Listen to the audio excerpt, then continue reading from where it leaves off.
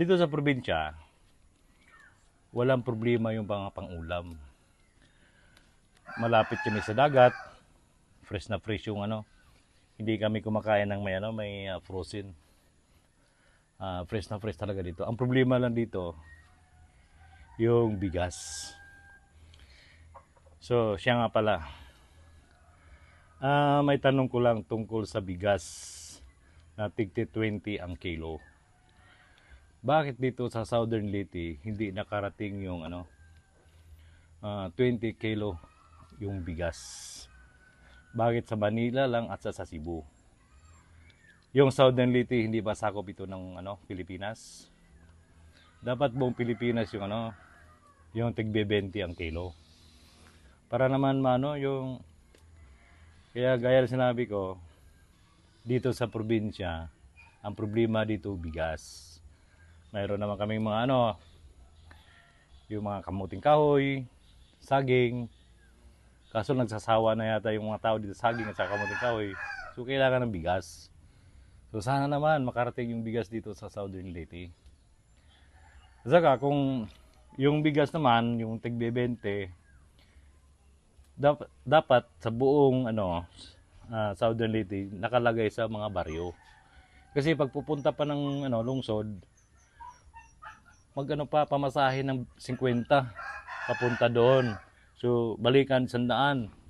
So ganun din, use this lang. Kailangan dito sa mga baryo, mayroon ding mga yung outlet na tigbe 20 ang kilo. Sana makarating dito sa probinsya. Huwag lang tayong focus sa DPWH. Focus din tayo sa mga yung mga tao dito sa probinsya. Kasi alam niyo ng buhay ng probinsya, puro lang nasa bundok, dagat. So, yun na nga ang dito. Bigas ang kulang dito. Sana makarating ito sa pinakamataas na makarating yung bigas dito sa Southern Leyte. Kasi Manila, Cebu nakarating na yata eh. So dito sa probinsya ng Southern Leyte wala akong napansin na wala akong narinig na tawag nito, may bigas dito na tigbe 20. Tsaka naman